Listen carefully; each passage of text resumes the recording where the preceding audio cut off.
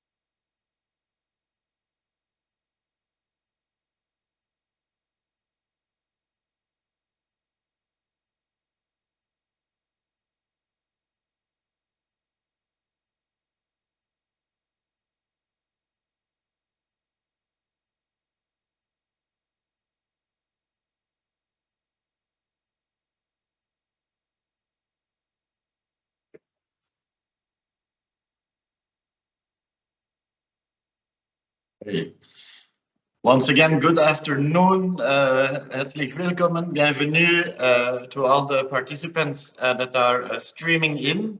We have over 100 and incredibly rapidly rising. And welcome to this webinar from the PWCET series brought to you by the GIZ Grüne Bürgerenergie Initiative and the Alliance for Rural Electrification. My name is David Lecoq. I'm the CEO of the ARE. And today we have the pleasure of bringing to you this webinar on the hot topic of carbon financing in the decentralized renewable energy sector. We can go to the next slide, please. By way of agenda, we have, well, a very brief, I assure you, opening remarks, followed by our moderator, Mr. Mohapatra, my dear colleague, Senior Officer of Business and Market Development. We have a keynote from Mr. Casper Prieseman of the GIZ Small Projects Fund, a guest speech by our member Atmosphere, a real expert in the topic of carbon finance, speaker interventions by Ms. Camille André Bataille from ANCA as well as the ARE board, Mr. Baggio from Off-Grid Sun, Mr. Serhal from Lions Head, and then, of course, a moderated discussion with you, dear audience, on the topic at hand before we close with the closing remarks of Mrs. Dorothea Tremba of the German GIZ. Next slide, please. So for those of you who do not know us yet, well, first of all, shame on you. And second of all, more seriously, we are the Global Association for Distributed Renewable Energy companies, the industry, catalyzing private sector-driven markets for sustainable electricity, and in so doing, deliver energy access, green jobs, and help fight climate change. We're incredibly proud of a record growth of 21 continuing in 22, with ever more members, small, medium, big, across the different technologies and sizes. I'll come back to that in a moment, as well as proud partnerships, including the one with the Grüne Bürgerenergie, Green People's Energy Initiative. You can find out what all of our companies are doing on our matchmaking platform on our website, which is freely available to consult for anyone. And if you would like to get in touch with our members, then please reach out to any member of the ARE team. As I alluded to earlier, our members are pretty much everywhere in the developing markets. So you can see on this particular slide the different sort of technologies that we have. Of course, we have a lot of solar expertise, but also power components, on which we'll have a webinar on the 8th of September. Wind, bioenergy, storage solutions, hydro, you name it, as long as it's green or one of the items, technical items, let's say, needed to build a distributed renewable energy system. So a standalone or mini grid, you name it, we have it. And so these are the countries where our members are active, with the deeper green showing exactly in which markets we are the most active. Next slide, please. So for all of those companies, and for yours, if you haven't joined but are thinking about it, we essentially offer these 3 service lines on market intelligence and business development. Essentially anything we can think of that brings business to you, visibility, procurement opportunities, speaking, events, all those things. We also work a lot on policy and advocacy. As the main industry federation, we try to help our partners in the public sector to design the regulatory and financial frameworks, so to create the right macro conditions for boosting DRE and therewith SDG 7. And finally, this is underpinned by communications and marketing, so think campaigns, for example, on specific topics. Next slide, please. Today's webinar is brought to you, as I mentioned, under the PWCET series, which is the cooperation between the Green People's Energy Initiative and ARE on paving the way for the clean energy transition with distributed renewables. And this is commissioned to promote public discourse on the subject of the clean energy transition, especially in sub-Saharan Africa. And as I mentioned, today we will focus on carbon financing as an innovative mechanism to complement the conventional funding mechanisms that we usually hear about to power our projects, actually your projects. Next. And so as a last word, perhaps I can say, to state the context a little bit, we have seen once again in the recent IPCC report that we are clearly not on track to meet the climate change goals or slowing it down. We see that the GHG emissions are still rising across most of the sectors, even though there is the very important good news since 2 or 3 years of seeing a disconnect between economic growth and growth in emissions. But still, overall emissions are going up. And certainly in the current context in Europe, this is very bad news. The good news is also that renewables, of course, were already, but even now, every day, even more competitive in the market against the fossil fuels, against, let's say, other solutions. But here we know that still not enough investment is being done, still too many subsidies going to oil and gas rather than to renewables. And so effective action will really be relevant if we want to avoid the costs of inaction, which will be far more high and damaging. We see that this investment also means that the developing world needs at least $6 trillion by 2030 to meet half the climate goals. So we definitely need to add a bit there. And that's why all solutions, including today's topic of carbon finance, are so important and more important than ever to help fuel this transportation to reach those targets, which we've made also the other targets, which are energy access, green jobs, and fighting climate change. So with that very brief setting of the scene, I'm happy to pass over the floor to my expert colleague, Mr. Deepak Mohapatra, and the rest of the speakers. Deepak, over to you. Thank you very much for being with us today. Thank you. Thank you, David, for this insightful introduction. Very important. Yes, indeed, as you said, carbon market is huge, highly regulated and very complex in nature, yet subjected to the chaos and the volatility that the factors that put forward together in front of us with the form of COVID-19, war in Ukraine, economic hardships, changing climate goals and policies, and so on. This is exactly why the topic is super important, and we have gathered today to talk about it with the help of the experts from ARE membership and beyond, to see how we can bring forward carbon financing as one of the innovative financing method or mechanism that can bridge the gap towards access to finance. With that, I am very happy to welcome you all. Once again, very warm welcome from my side. My name is Deepak Mohapatra, Senior Officer, Business and Market Development at ARE. And without further ado, I would hand over the floor to Mr. Casper Priesemann, Head of Component Small Project Funds, GIZ, for the keynote speech. Casper, the floor is all yours, and you got 10 minutes. Thank you. Thank you very much, Deepak. Thank you, David, and thanks for the opportunity for me to speak today on this webinar and this important topic. So yeah, my name is Casper Priesemann. I'm working on energy access since about 10 years, and since the very beginning, actually, I've also been working with the Alliance for Rural Electrification, so happy to be in touch again in this context. So for those of you who don't know, let me very briefly start with the background of Grüne Bürgerenergie, or Green People's Energy. If you can move to the next slide.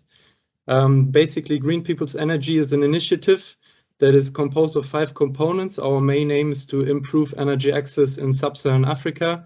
We're working in 9 focal countries. Overlying is a secretariat structure with our special representative for energy in Africa, Ms. Höhn.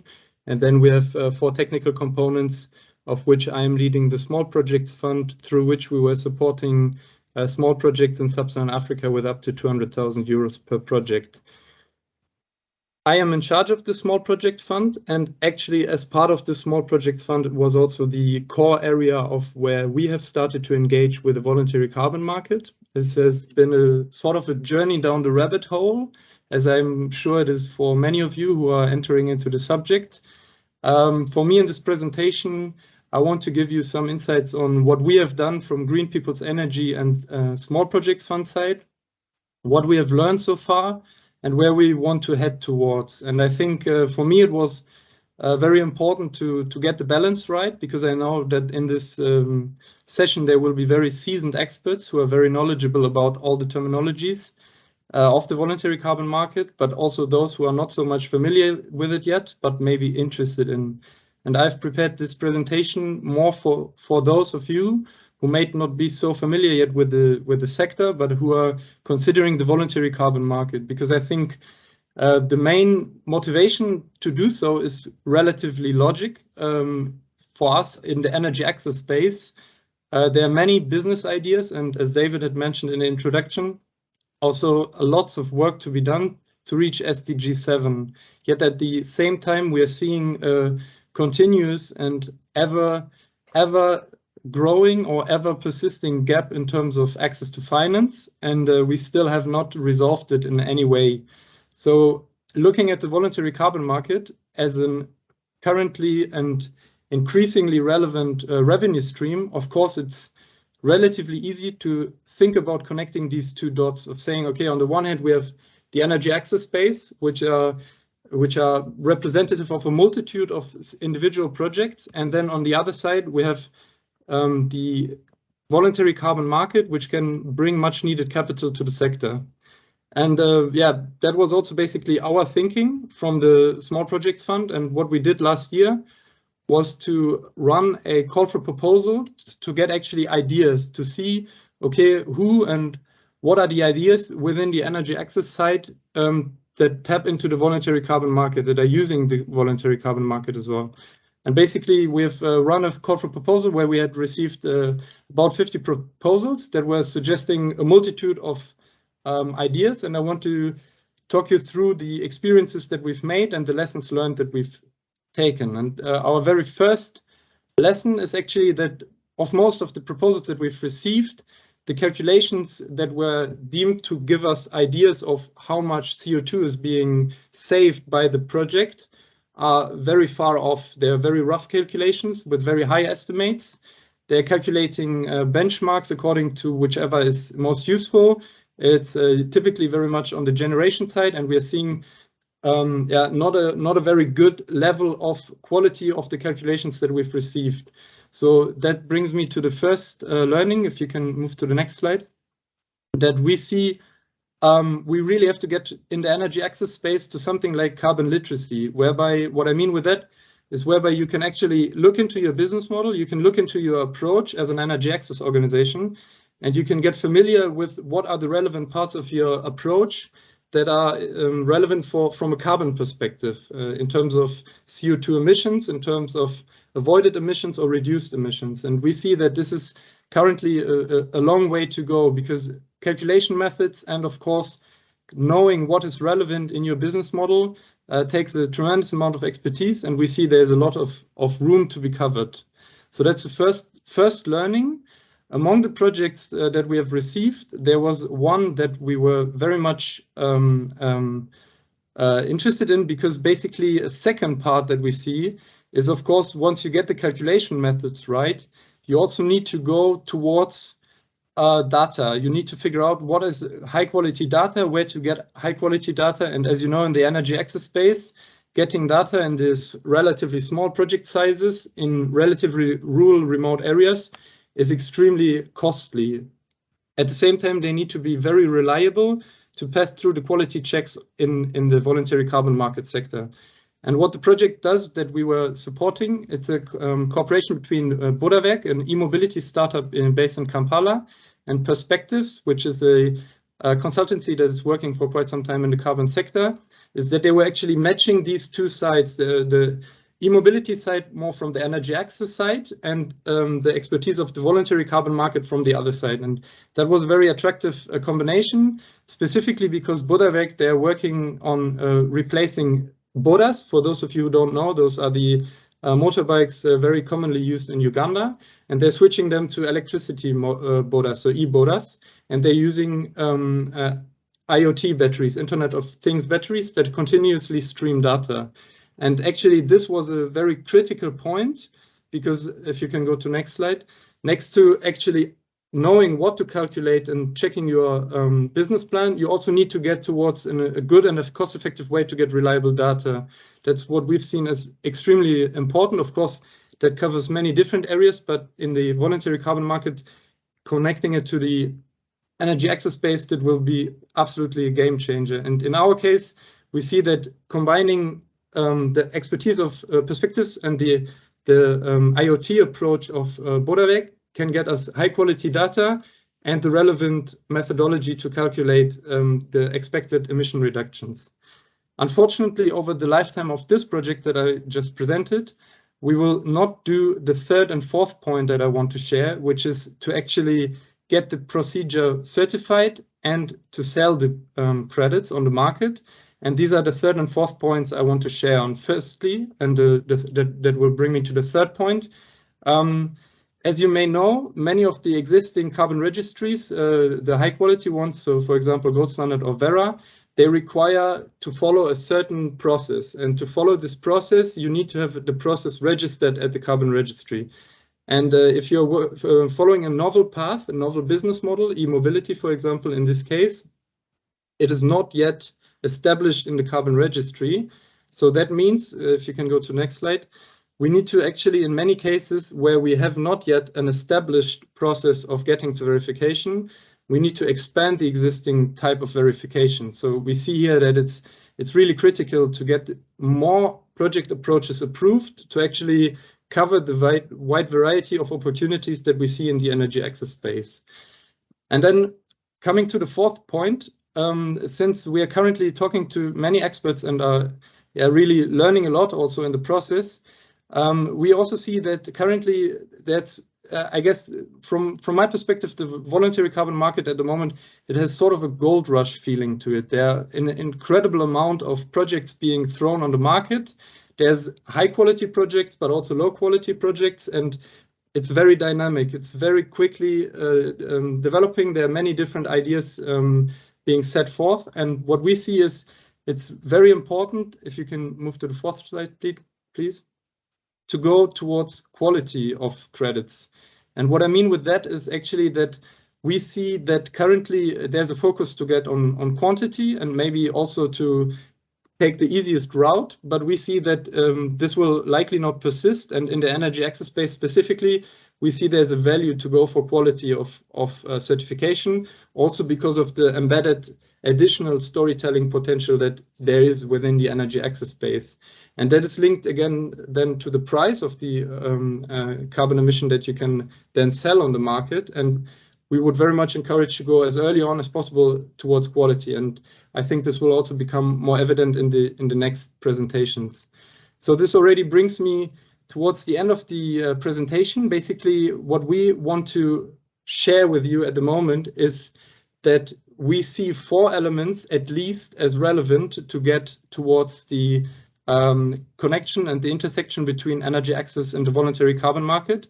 So first, as I mentioned, carbon literacy, knowing what is relevant in your business model, getting the reliable data, knowing how to get the reliable data in a cost-effective way, also being able to get it verified, and then last but not least, in terms of whatever you're going to proceed through, focus on the quality of the certification process and the quality of the certificate itself.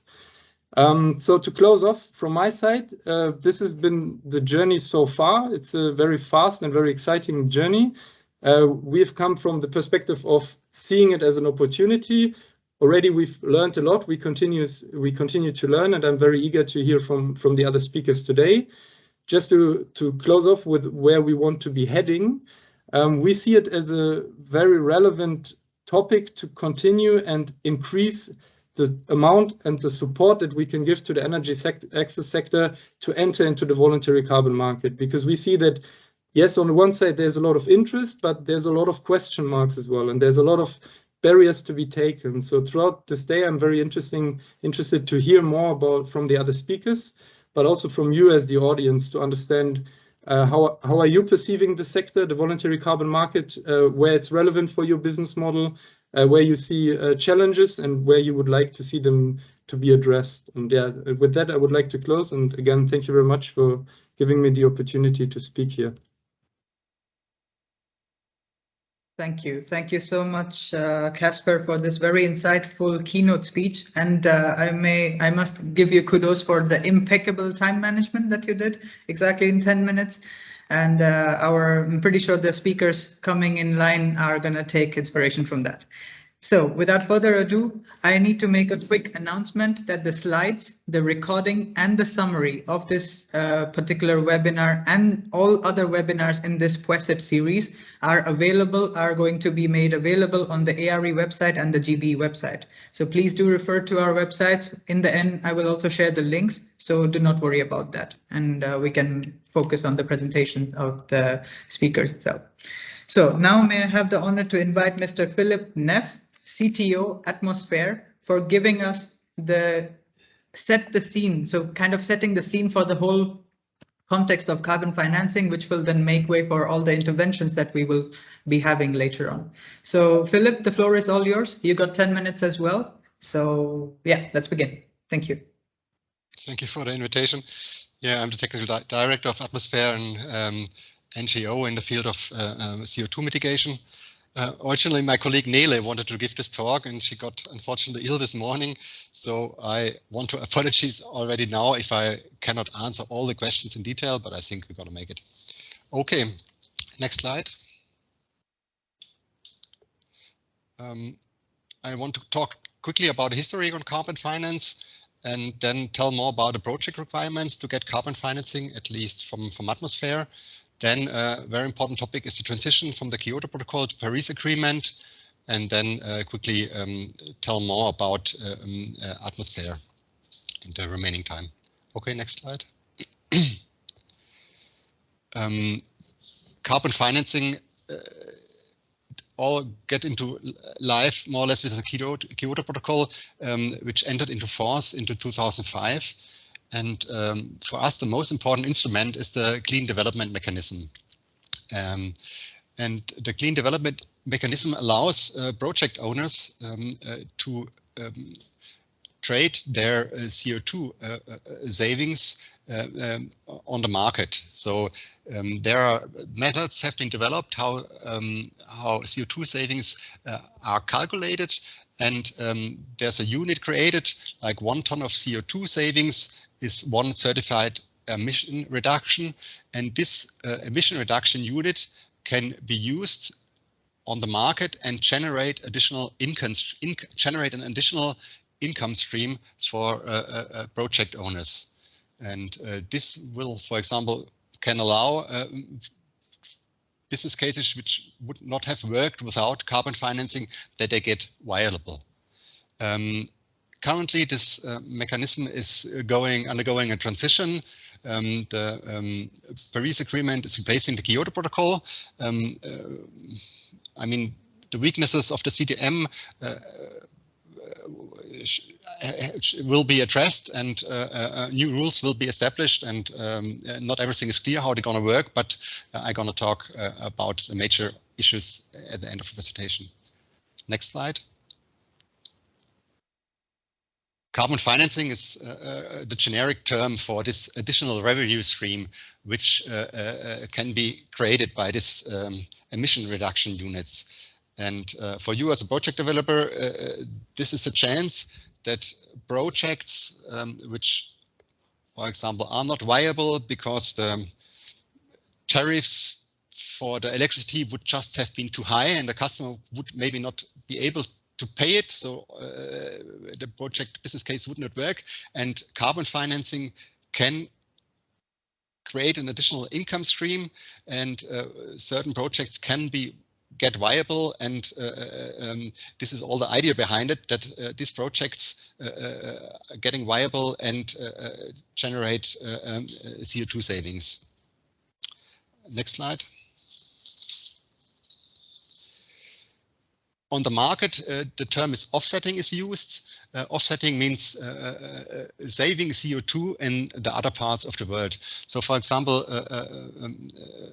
customers can compensate their business travel or private travels with buying, offsetting their emissions with CO2 savings in other parts of the world. This is a way, especially on the voluntary carbon market, which allows to balance somehow the own emissions, which are mainly because of the business or the private travel. Next slide.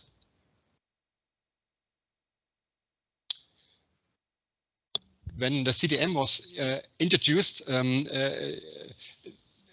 it didn't work that perfectly at the beginning. So the compliance market dropped totally. A lot of emission reductions, CRRs, the certified emission reductions, have been issued, and at the end, the demand was not that high. There was a huge price drop, and the effect on the carbon financing was relatively low on the compliance market. But on the other hand, the voluntary market started to grow, and the voluntary market has often additional project criteria, has better, introduced more stable prices, and a new revenue stream for project owners emerged with this voluntary market.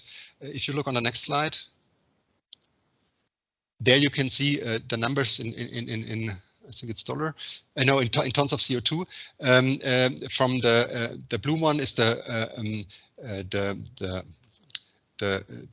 compliance market, and in starting 2008, the voluntary market really grew a lot and is kind of replacing and enabling a lot of CO2 savings. But there, the CDM is not the only standard which is used. So the term of offsetting, unfortunately, it's not protected. So everybody can use it, and a lot of greenwashing is done there as well. And a lot of standards are available. Gold standard is one famous one besides the CDM. So we think you need to be very careful when implementing a project to use the right standards. We recommend always gold standard together with the CDM, because there then it's ensured that the calculation of the CO2 is done with the right methods, and also the monitoring of the CO2 saving is done in the right way with auditors who regularly monitor the project and visit the project to be sure that the savings on CO2 are real and not just on the paper, so the integrity of the project is ensured. Okay, getting to the next slide. The transition to the Paris Agreement is a huge change for the CDM mechanism. We think a lot of weaknesses will be addressed, but one important topic arises now, because if you want to compensate, there's a big issue with double counting. For example, you cannot claim a solar project in Germany for compensate CO2 emissions, because all these savings which are happening in Germany are already calculated in the German registry and is reducing the CO2 emissions of Germany. And if you would claim your own reductions on top, then there would be a double counting. In the past, with the Kyoto Protocol, the development countries had the global development had no own targets, so there was no double counting risk. But now with the Paris Agreement, all countries have so-called NDCs, all have binding reduction targets. So if you want to use projects for compensation, you need to implement a mechanism with the host countries of so-called corresponding adjustments, that the host countries agrees that you kind of export these emission reductions out of the country and use it, for example, for the voluntary market. And for a host country, this is only attractive if your investment, which you are bringing into the market, is really making a big difference. So it's if it's really bringing technology or investment into the country, which they would not be able to implement themselves. So not low-hanging fruits, but more like projects which are hard to reach alone. Okay, next slide. Yeah, I'm not sure if there's some slides I'm missing. Sorry about that. Yeah, there was some slides about the project itself. Yeah. Okay. Yeah. This slide was missing. Yeah. What are our requirements for projects? A very important criteria for carbon financing is the additionality. So a project really should, the project could not have, if the project could not have been realized without the carbon financing, then there's a real additionality. If the project, for example, a wind park in China is already viable because of the feed-in tariff, then there's no additionality. Then this carbon finance maybe would maximize the profit of the project, but it's not making the project additional. And you as an end customer, when you compensate and use offsetting, you want that your money goes into the project which is creating additional CO2 savings. So we ourselves from Atmosphere have criteria for different technologies which help us to guide through that, how much carbon financing out of the total investment should be should be necessary in order that you can treat a project as additional. This makes it necessary for us to really look very deep into the business plan, the business cases of different projects. For example, understand if it's rural electrification, understand the tariff structure, what are the locals are able to pay, and how carbon finance could make there a difference. How are the operating costs? How stable is the project?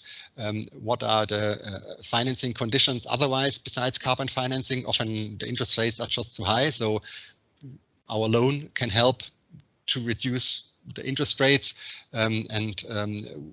Camille, in the next talk, she will talk a little bit more about concrete projects and how this fitted in the project we developed together. So a project which we support with carbon financing at this Atmosphere, we only do it when we are right from the beginning involved in the project. So the whole project development, often we develop the projects ourselves at the beginning and look for EPCs because we really want to understand the impact of our carbon financing we bring in, and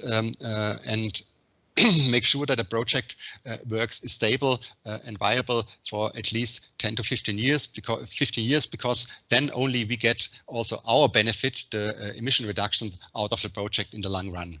So we are not just financing a project and are out then, because this would not help us. For us, it's very important that it's a very stable project and that we are in there for 10, 15 years. Okay, next slide. Next slide, please. And there's another important element. No, one before. One before. Yeah, that CO2 mitigation projects can have the risk that the local community is not profiting. For example, if a wind park or solar park is built in an area which is used by farmers to grow crops or whatsoever, then the project maybe helps to save CO2, but it's not helping the local community. So to be sure that the development goals are reached, all our projects are registered in addition on the gold standard, and gold standards enables to monitor these SDGs on a regular basis to be sure that not every project has to fulfill every SDG, but at least 3 of the SDGs, and the gold standard enables to monitor them and over a long term. And this is what the CDM alone does not offer, so we always use a combination of gold standard and CDM. Okay, next slide. Philip, next 30 seconds if we can wrap it up. Okay, this slide I already talked about. Yeah, atmosphere, I don't have to talk too much about that, but for us, compensation is just the third best element. If a company wants to get carbon friendly, carbon neutral, first is reduction and avoidance reduction, and then compensation as a third and last option. And now the closing remarks. Next slide, last slide. Now we can go further to the next slide. So very important for us now is with the new Paris Agreement is that if you're a project developer and you want to use carbon financing, you have to make sure that the host country is willing to give corresponding adjustments. This is more or less the basis that we can also use emission certified emission reductions units for our customers. Okay. So I'm open for questions at the end. Sorry, I didn't know the presentations. I got it just 1 hour ago, so I was a little bit hard to navigate through, but I'm open for questions at the end. Right, no worries. Thank you so much, Philip. We had a very insightful set the scene presentation, ladies and gentlemen. We saw the little bit historical background of how the carbon financing started and what are the voluntary carbon markets and what is compliance carbon markets and the differences and how things happen there. So therefore, without further ado, we will start the speaker interventions right now. Please be prepared with your question, and you can use your the question answer function here on Microsoft Teams to ask your questions to the speakers. But please make sure, if you want your questions to be addressed, to make sure to name the speaker you're asking the questions to, so that we can take those during the moderated panel discussion. Thank you, and let me have the pleasure to invite Ms. Camille André Bataille, the CEO and partner of ANCA Madagascar. Camille, the floor is all yours. Please turn your camera on and unmute yourself, and you've got 5 minutes now. Thank you. Thank you, Deepak, and good afternoon, everyone. Thank you very much for having me today. I'm going to try to be quick and brief and efficient. So I'm going to start with a very quick presentation of ANCA's works and activities, and I'm going to dig into a little bit of details of the operational projects that we have, and that illustrates carbon financing as much as I can. So next slide, please. For those who are not familiar with ANCA and what we do, so we basically are a company obviously established first in Madagascar, tackling 3 main challenges, which are access to energy, reliability, when it comes to energy access and energy sobriety.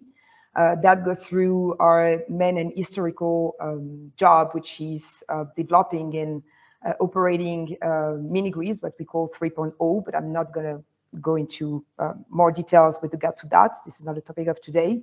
I'm just going to say that we are what we call a developer and operator of mini-grids, and we do work with solar-powered systems.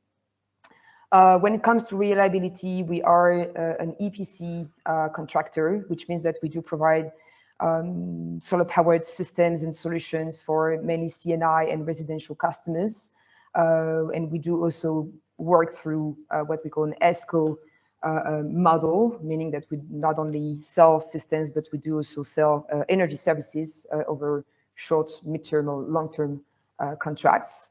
We also have a department working on energy efficiency and sobriety, which means that when people do have access to energy, we try to support them to improve their the use of electricity and to decrease their consumption, to decrease their bill, but also to decrease their carbon footprints.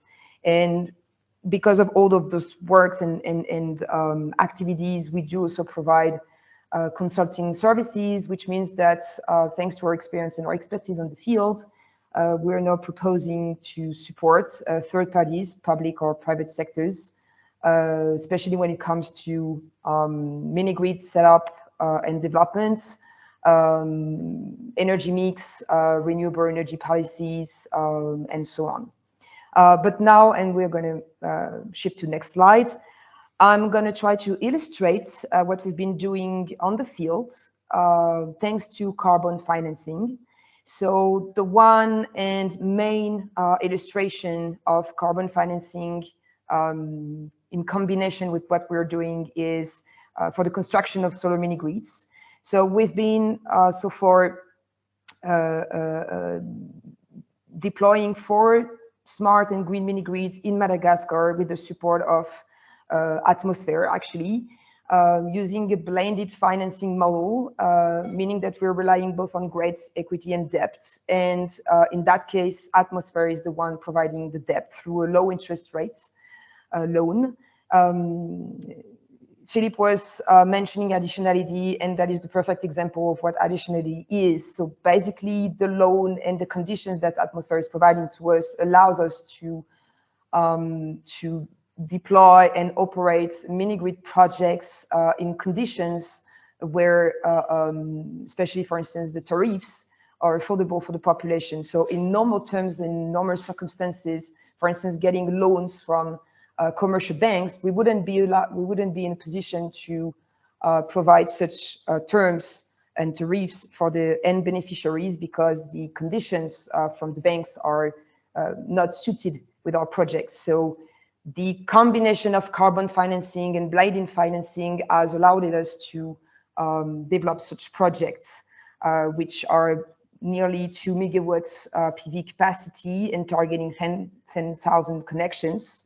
Obviously, as it was mentioned earlier, we worked and coordinated with Atmosphere to register the project to the GOT standards, and we are also on our way to register it to the CDM.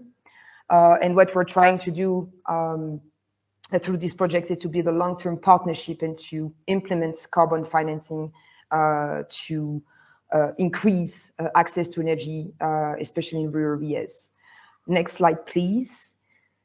Another illustration is the support, again, from Atmosphere to develop electric cooking. So especially through our mini-grid projects, because we are not seeing our work just as providing electricity to end beneficiaries, but to unlock local social and economic developments, we are integrating other components besides electric energy access. And one of these components is bringing electric cooking by, trying to support local population to shift from their traditional use and devices towards electric devices. And we've been enabled to test that model thanks to Atmosphere support, which provided a grant funding to test equipment, to work with a sample of beneficiaries locally within our own operational pipeline of mini-grids, to work with them. We've also worked with a company called ADES Madagascar for the technical support in that regards. And Atmospheres, obviously, through their support, being a catalytic component for further funding opportunities, which are now happening in Madagascar. So all the learnings and the feedbacks from this first trial in Madagascar has been kind of the sort of a foundation for further replication in the country. Next slide, please. The last example that I'm going to talk about is the financing support for installing solar systems for health centers located in rural areas. So again, we building on our long-term partnership with Atmosphere, we received the grant funding for installing solar systems for health centers to provide a sustainable and reliable source of electricity. But Atmosphere also played a role, a catalytic role in securing more funding through companies that are emitting CO2, especially in northern countries, that want to go through the carbon financing market and mechanism. So basically, we are kind of the beneficiary of this whole mechanism. And now we are moving forward to replicate this project towards more than 50 new health centers. So I hope that these few examples gave you an idea of what we can do through carbon financing, and I remain open for any questions. Thank you for your attention. Thank you, Camille, for this quite exemplary presentation with the concrete examples of how carbon finance can unlock more financing for concretizing, or let's say implementing projects on the ground. Next, we have online Mr. Nicola Baggio, CEO of GridSun. Nicola, if you can turn your camera on and unmute yourself, and the floor is all yours. Please try to keep it to 5 minutes so that we can have the moderated discussion. Thank you. Audience, feel free to ask your question. Yes, thank you, Deepa, for the introduction. Yes, I will try to say in the 5 minutes. Some of the previous speakers have helped me in doing this. So we are of GridSun, a small medium enterprise based in Italy, mainly focus on solar photovoltaic installation in area not reached by the electricity grid. So due to this reason, we have approached it last year. So our experience is quite short, let's say. We have approached the solar projects more or less like projects similar to the previous slide, but the size of such project is normally quite big. So we have decided to scale down a little bit and to look at other kinds of methodologies, so not really related mainly to solar energy. And we focus our attention on the clean water access and improved cook-stove methodologies. We are mainly working in Africa, where we have a deep knowledge in some countries due to our past experience, let's say, in the solar sector. So in the next 3 slides, I'm just trying to give you a couple of examples regarding the clean water access and the improved cook-stove projects, and to share with you our experience and some issues that we recognize during the implementation of the project. So next, please. So the first project, it is called Maji Safi Maisha Bora. Pardon my Swahili. It means safe water, better life. The goal is to improve the water access for roughly 50,000 people near Victoria Lake in Kenya. Our first goal was to reach 2 villages, so just 25,000 people.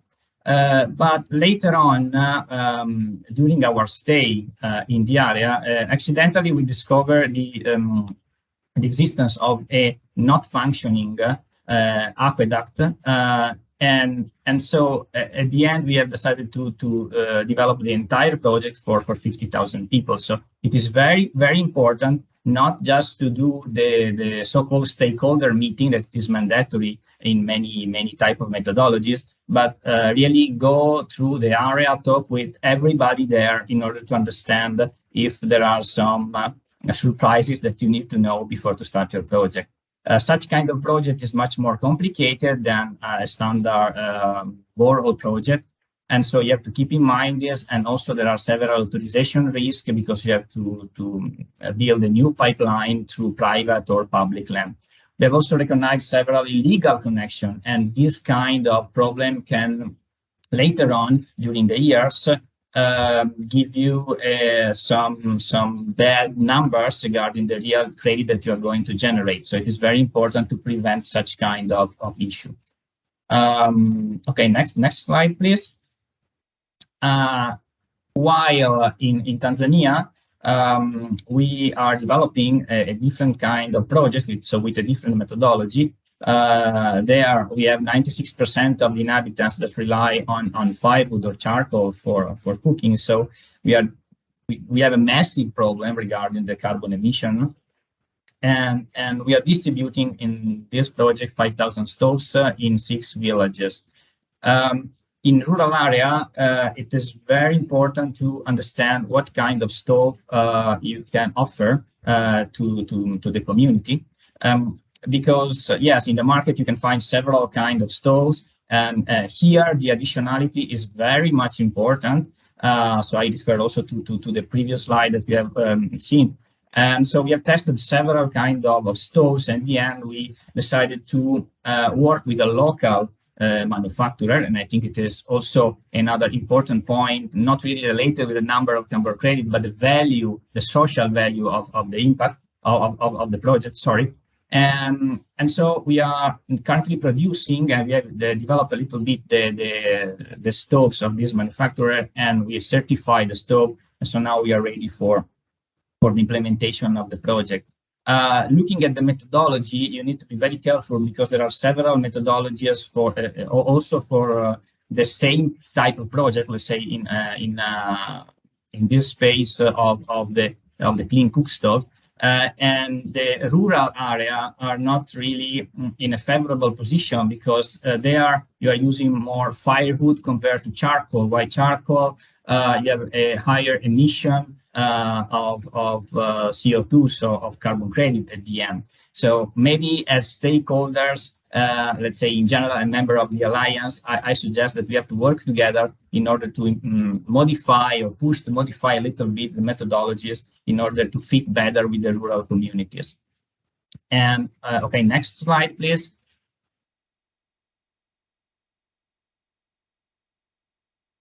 Thank you. So very shortly, let's say, without carbon credit for the clean water and for the improved cook stoves, it will be impossible to make this project sustainable. So here we have very clear evidence of the additionality. We see that there is a lot of interest of the finance around the credits that are already generated.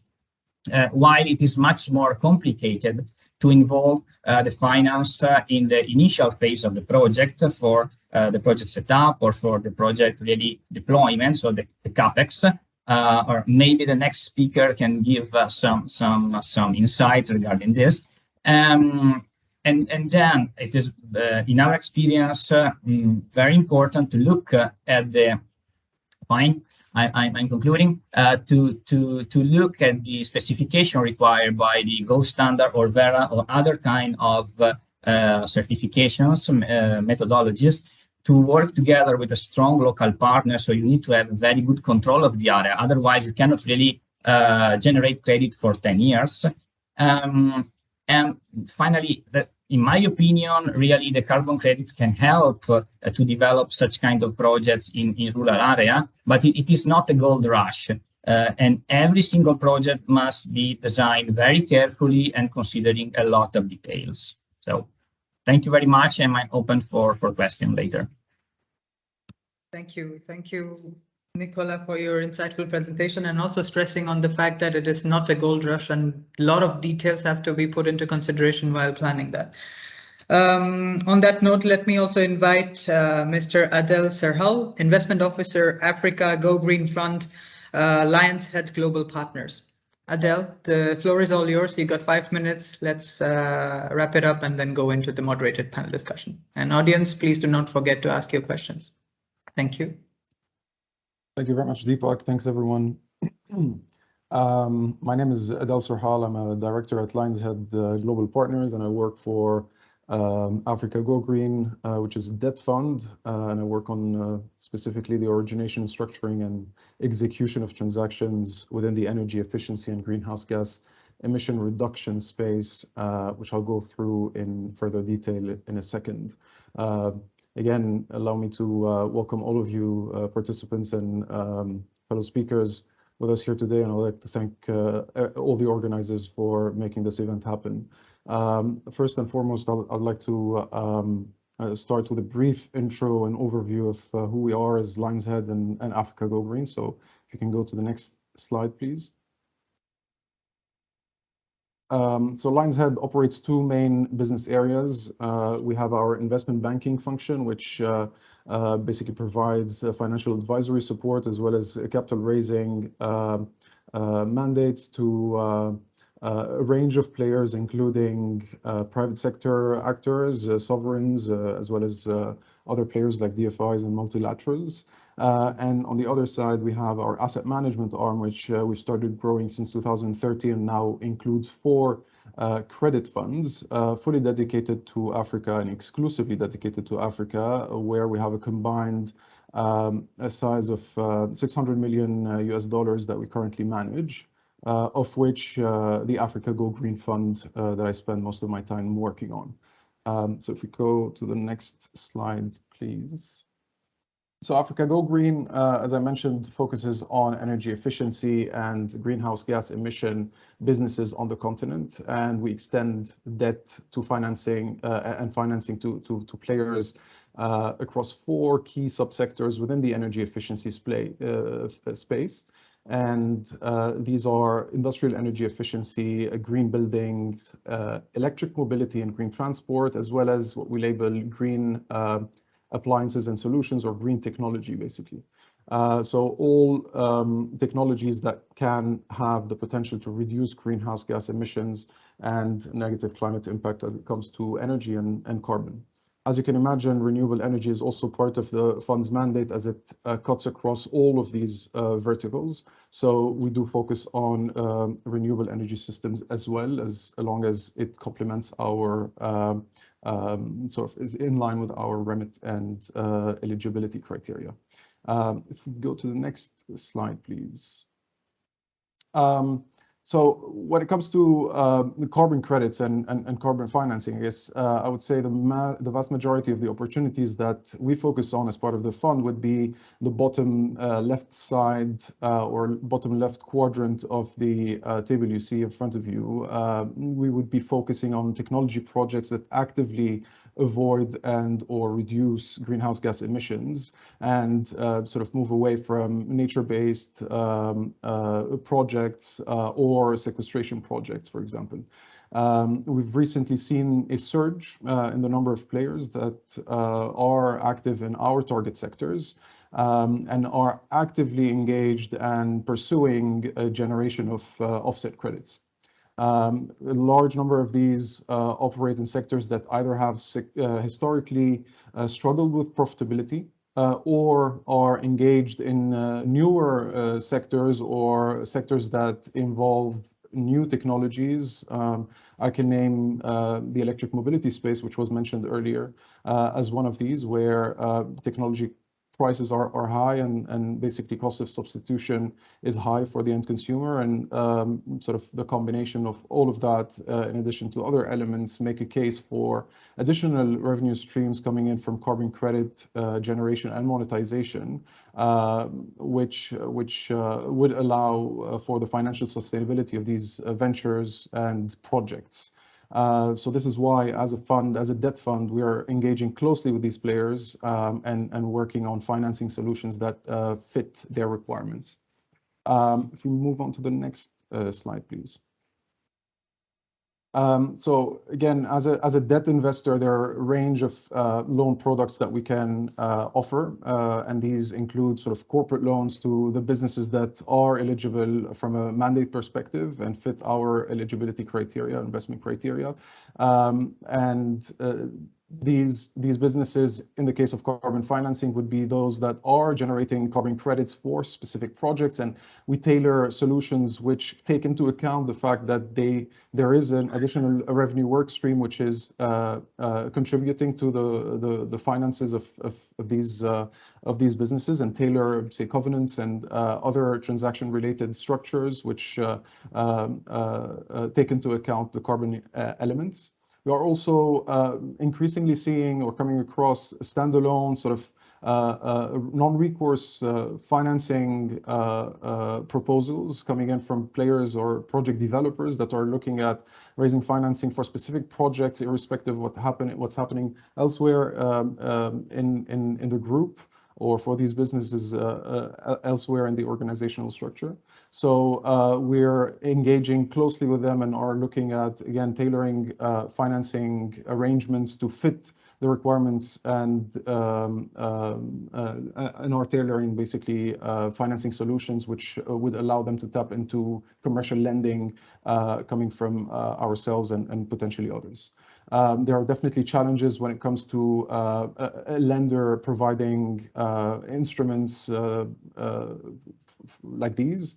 We can dig deeper into those during the Q&A session, but I can mention a few hurdles that we come across, and these are sort of pricing transparency, the type of offtake arrangements when it comes to securing the demand for these carbon credits, as well as some more macro or regulatory considerations, as well as barriers to entry. I think that was mentioned earlier on the sort of verification, certification, among other aspects as well. And with that, I'll hand it over to you, Deepak, and look forward to the Q&A session. Thank you. Thank you so much, Adel, for the brief overview of what Lions Head is doing, and in terms of the Africa Go Green Fund, and definitely this is quite insightful for the audience to get to know more about it. So, dear ladies and gentlemen, without further ado, we will go into the moderated panel discussion right away. And I would like to invite all the speakers to turn their camera on so that we can go into the questions. So maybe to start with the first question, it is a general question, and let's take like one quick 30 seconds response from all the speakers. And the question goes, do carbon projects consider the carbon generated by the projects themselves, development, standards, research, or production of the solar equipment, implementation, and distribution?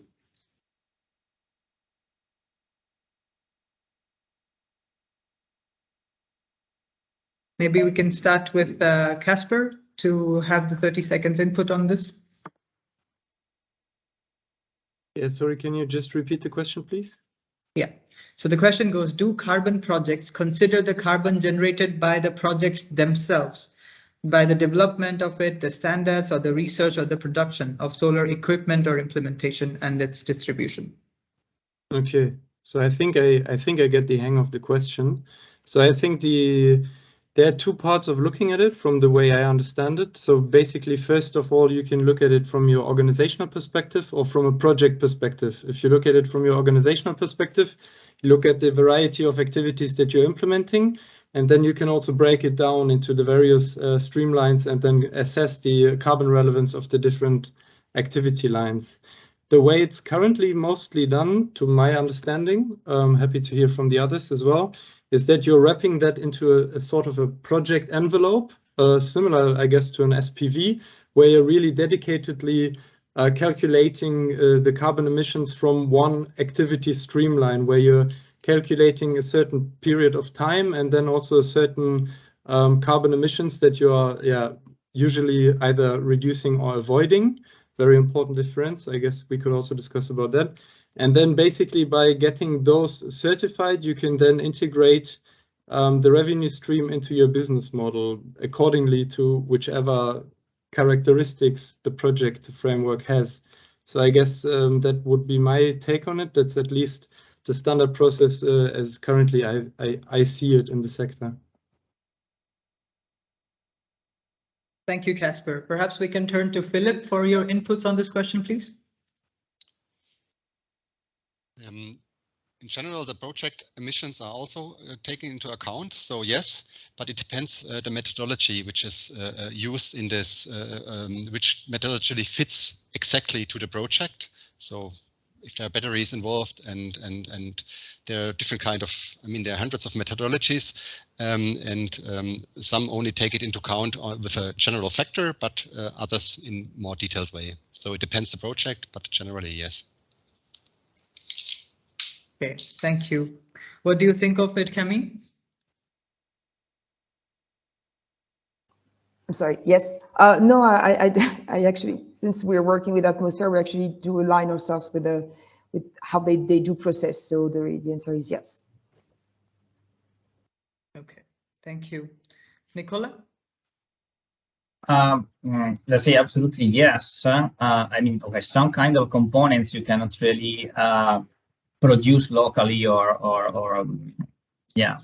But for the stoves, for instance, in our project in Tanzania, we did this kind of calculation. So a CO2 emission comparison between the local produced stoves and stoves produced in China or eventually in Europe or in other African countries. So yes, it is absolutely possible to do this kind of calculation, and I suggest to do this. Right, definitely a good practice to go ahead with. Adele? Yeah, I echo everyone's words on this. I believe there is definitely a need and perhaps a requirement in some instances to assess the whole value chain and look at greenhouse gas emissions or savings elsewhere, not just from the project. And I can also point out that sort of the requirement or some of the requirements for the issuance of quality credits would be for these credits not to be associated with the sort of significant social or environmental harm. So if there's something that is questionable happening elsewhere on the value chain, which would be necessary for the generation of these credits, this is something that players need to pay attention to. I see. Well, in that case, I do have a follow-up question on that. So since you're speaking a question directly to you, Adele, when choosing a project to offset their carbon footprint, people and companies should consider their impact holistically, as we noted from the presentations. So what are the benefits to biodiversity and the local community? And in your opinion, how can companies measure their impact in terms of this? So I believe, I mean, there are, strictly speaking about carbon credits, some minimum requirements for the issuance of the credits themselves. And some of these were mentioned before. These include the additionality factor, which I guess is the most sort of contentious element, where offsets will only be considered additional if the associated emission reductions or avoidance or removals would not have occurred unless there's a monetization of carbon credits which supports the business case, right? In addition to additionality, there's sort of the issue of double counting or overestimation, so the robustness of the methodology itself, and sort of other elements there. So these are, I guess, the minimum criteria. And on top of these, there are the so-called sort of co-benefits that are either social or environmental and relate to things like biodiversity, which you mentioned, or sort of the local community. And these heavily affect sort of the perception of the quality of the carbon credit, as well as the pricing, right? So how can companies measure these impacts? I guess, as others have said on the discussion today, there are hundreds of methodologies, right? There are sort of set criteria, but that differs based on the scale of the project, the sector, the geographical location, as well as other factors, including sort of the regulatory environment and so on and so forth. So there's no standardization, at least not global standardization across voluntary market carbon credits yet. I don't know if that will happen, but this is basically in a nutshell my view on this. Mm-hmm. Thank you. Perhaps following on the standardization, the gold standard here, and we have Ofgridson and Anka talking about it specifically. Perhaps a question directed to you, Camille and Nicola. So the question should go like, to become a gold standard certified company, you had to go through a process which covered several steps. Could you perhaps, for the interest of the audience, walk us through your experience and challenges that you might have faced? Perhaps we can go with Camille first, and then we come to Nicola. Well, again, this is hard for me to answer that question on my own, because there's been a process that has been supported together by Atmosphere and Anka, and obviously Atmosphere is way more experienced with this kind of process. Anka has been supporting the whole process locally. Basically, we went through local consultations and a lot of work together with the administration, authorities, population, beneficiaries locally to make the project. I'm sorry, there's my dog behind. Just hold on. Yeah. So yeah, many steps, but as far as we are concerned, we were only part of the steps that were taking place locally in the host country. So anything that has to deal with authorities, especially to declare the projects, to avoid any double counting, and it was already mentioned, receiving letters and approval and endorsement from the country to get along with the process. But maybe Philippe can complement my answer from his perspective. Yeah, thank you, Camille. Yeah, perhaps Philippe, would you like to chime in here before we go to the other project from Nicola? Yeah, Camille mentioned one important thing is the local stakeholder consultation, which has been done in a good way, so that all stakeholders which are affected by the project have the chance to discuss the project and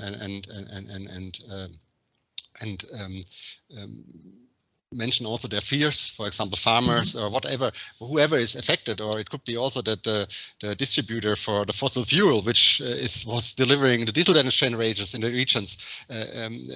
Everybody is open to challenge the project, and this needs a lot of preparation and has to be done in a good way, and this should not be underestimated. And the other issue is, I mean, the carbon credits are issued afterwards, not at the beginning of a project. So all the monitoring and tracking of the project and tracking of the emission savings, which are more or less the electricity, the solar electricity which has been used, has to be monitored in a good way in a database, which is done in a way that auditors can check it. And I mean, you just cannot track the generated PV power out of the plant. I mean, what is used is the power which comes finally out of the battery and is used on the AC side. So this has to be done in a good way, and the database has to be. I mean, northern hemisphere.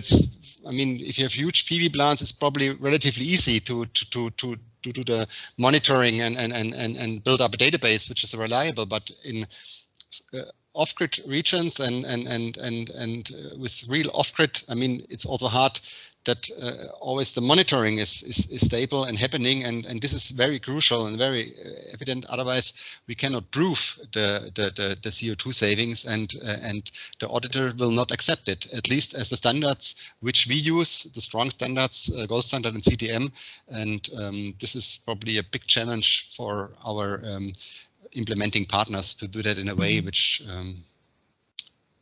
fits our needs, or the needs of the standardization companies.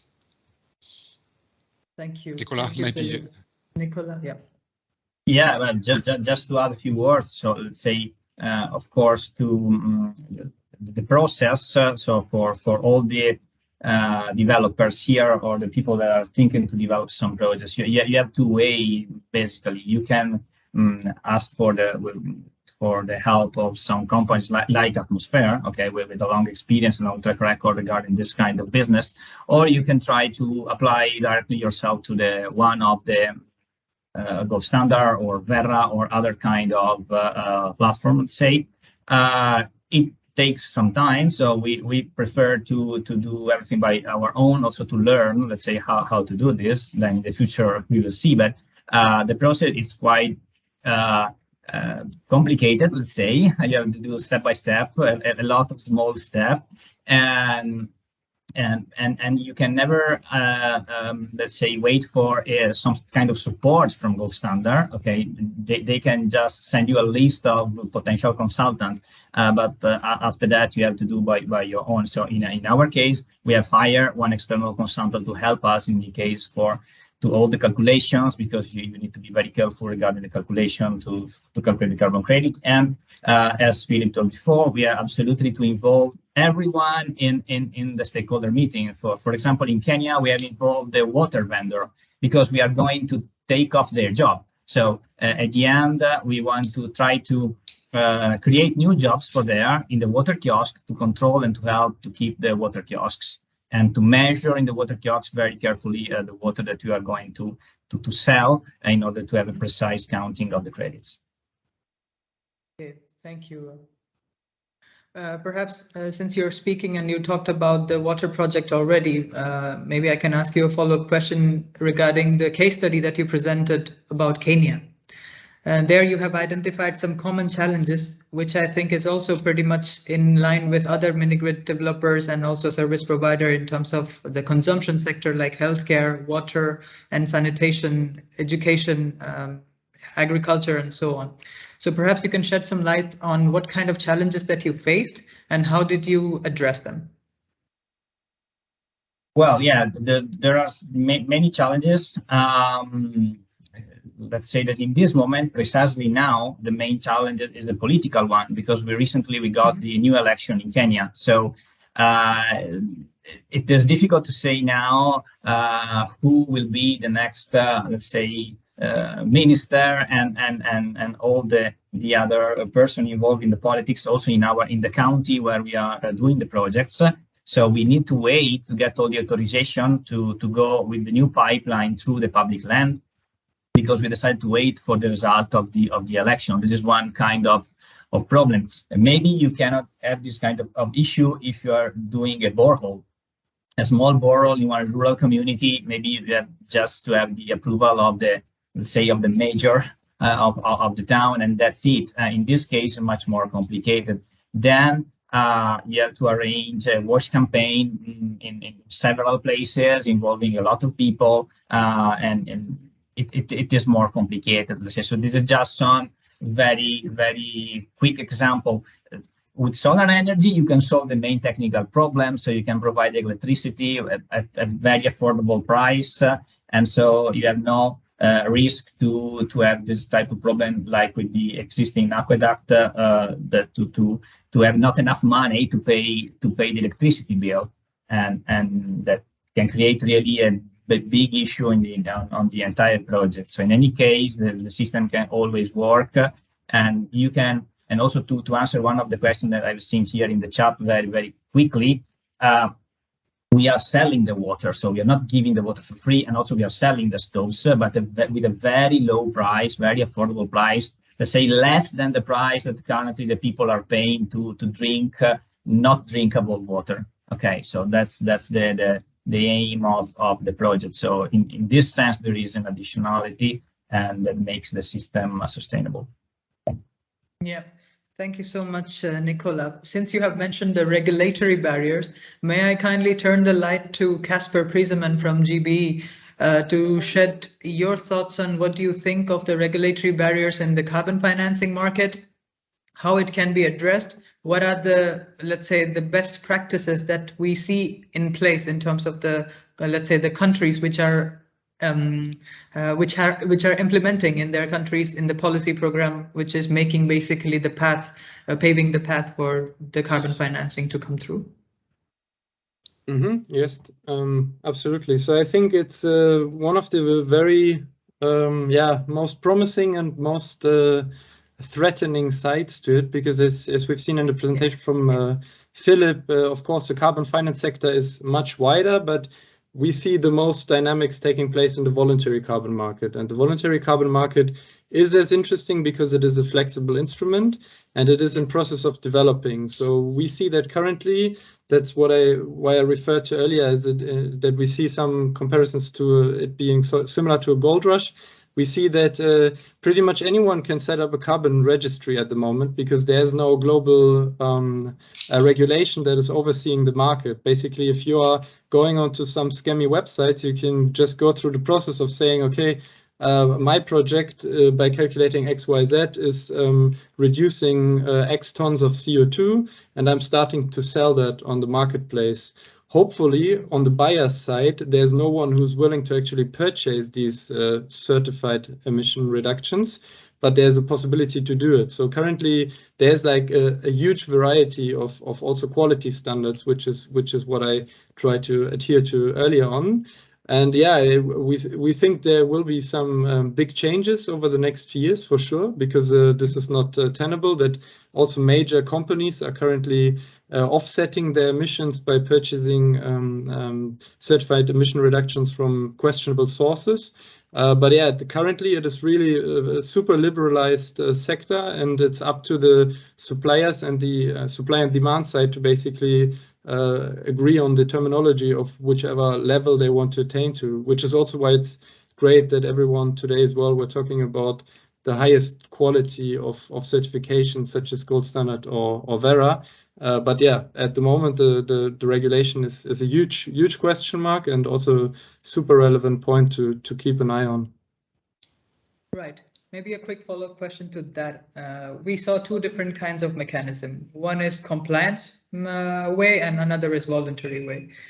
What do you think the governments perceive of the voluntary carbon markets? Do they acknowledge the, let's say, the productivity of it? Because either way, they are all contributing to their national development, the NDCs basically. And if we have to achieve our common goals by 2030, we have to work very smart instead of working just hard.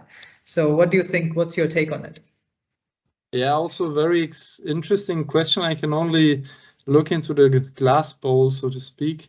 I guess there can be a development that countries see it as an external revenue stream, but I think it will be developing towards sort of carbon as potentially, whether that's positive or negative, as an export commodity. And if you see it as an export commodity, then you can either say, okay, we will not let it out because we need to reach our own NDCs, or they say it's the free market, it's a voluntary market, we don't regulate it, or there's a mixture. I guess it will develop differently in the different countries. Super interesting. I guess some countries are taking a much more prohibitive or conservative approach.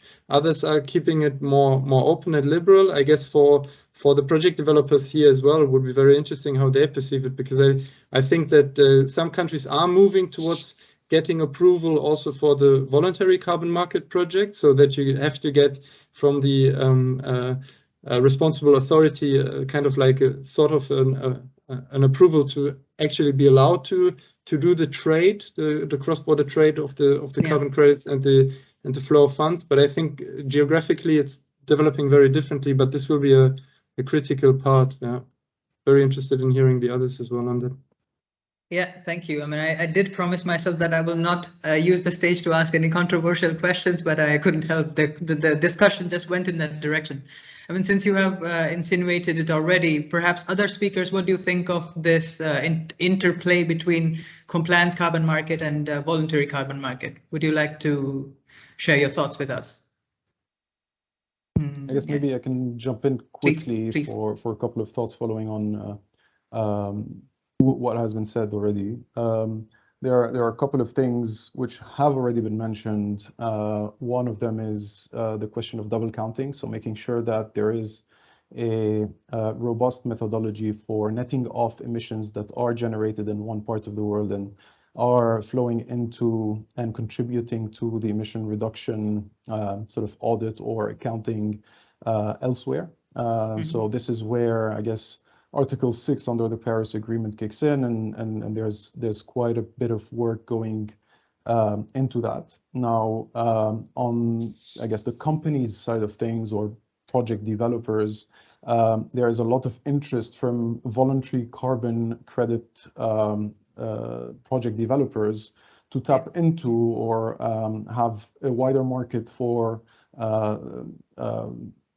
sell carbon credits in the compliance markets, right, where generally prices are higher than what it is in the voluntary market. And we've seen players sort of at Africa Go Green, we've seen players actively lobbying, whether it's sort of with the local government or across borders to make that happen and be able to basically have a way into markets which have a higher carbon price. Right. That's it from my side. Thank you. Any other speakers would like to share your thoughts about the interplay between VCM and compliance, CCM?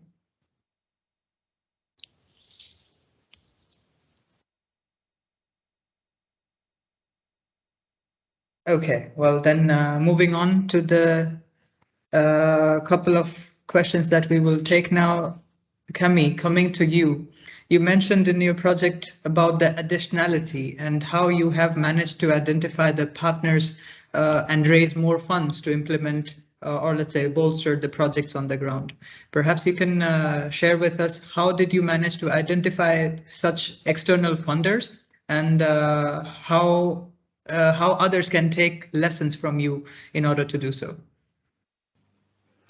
Okay, so there might be two angles or from the three examples that I shared. The first one on the mini grid project. So I can say a little bit about the way we work with Atmosphere together, but as I mentioned, the key aspects for the mini grid projects is actually blending financing. So the thing is that we rely on grant, subsidy, equity and debt, and we were seeking for debt, but debt at suited conditions for deploying these kind of projects. And Atmosphere through carbon financing, basically Atmosphere, and Philip can talk way better than me on this topic. But ANCA is actually not benefiting directly from the carbon credits. So we're actually benefiting from this whole mechanism that Atmosphere is using to get access to low interest rates and condition to secure the debt share for projects.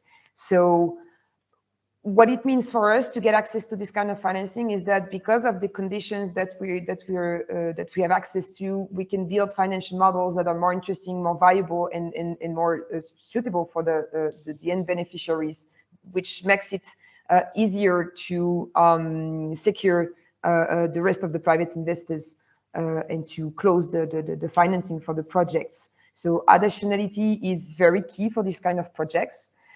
Then when it comes to the other type of project that we've been working on, especially clean cooking, for instance, electric cooking.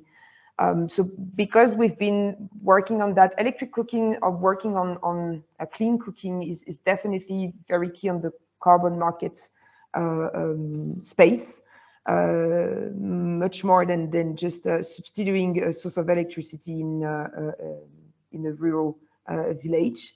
Because we've been working on that, and because Atmosphere has been supporting us, developing this kind of model testing technologies, business cases, working with the population, shifting towards this kind of use, we've been able also to engage new discussions with other investors that not only want to provide funds, but want to see a baseline before they implement new funding opportunities. So not only it is interesting for us as a company, but it is also interesting for the entire sector of a host country, because we do build this kind of new mechanisms around baselines and trials.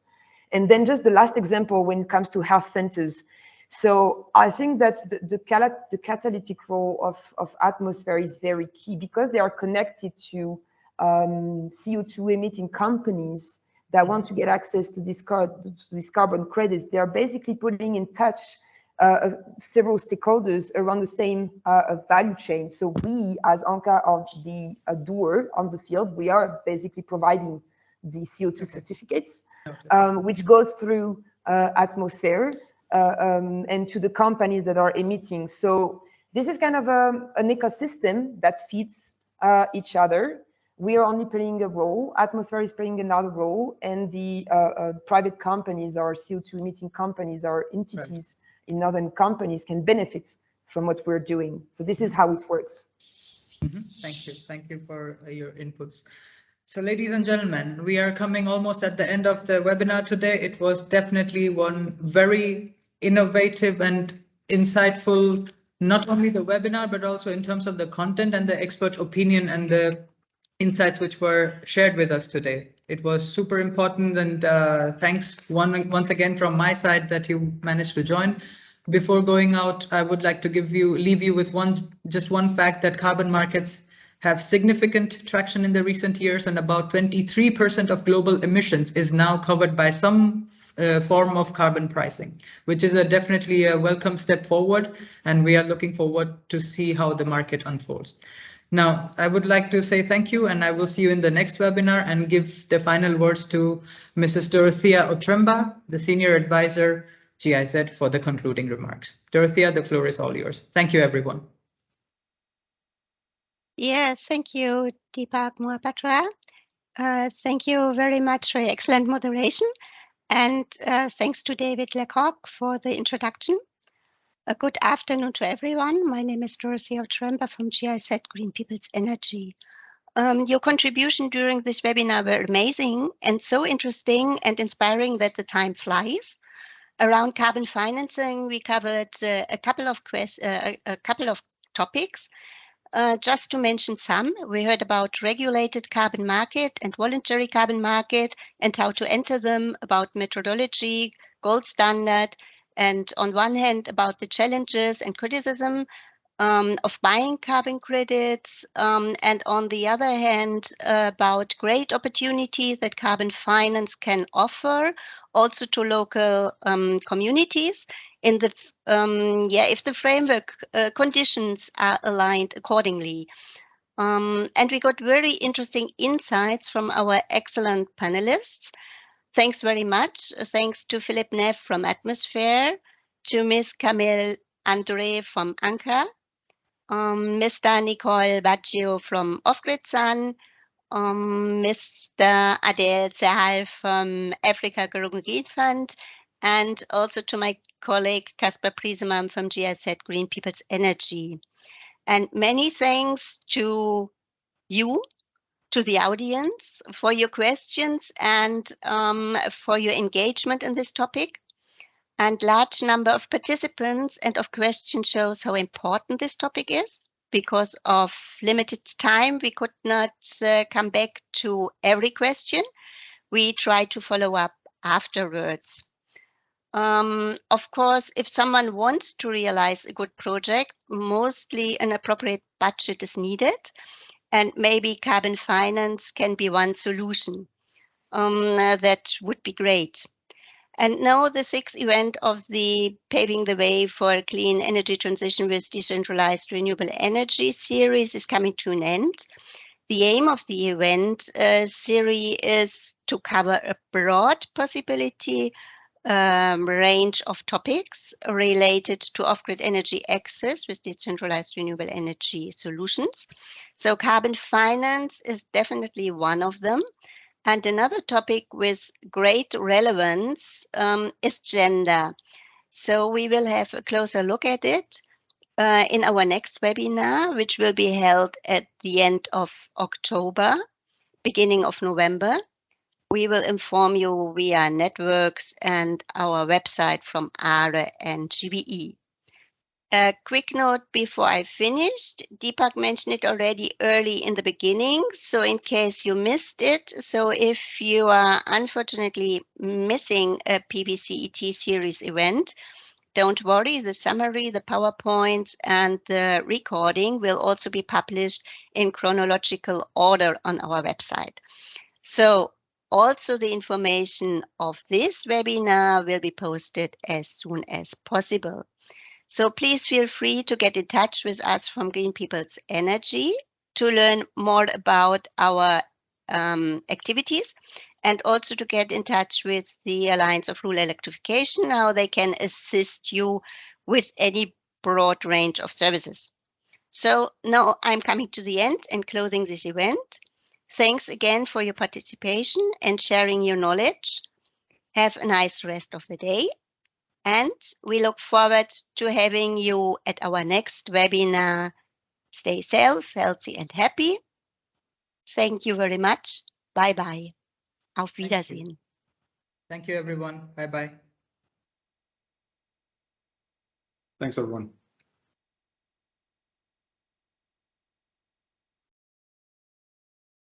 Thank you. Bye-bye.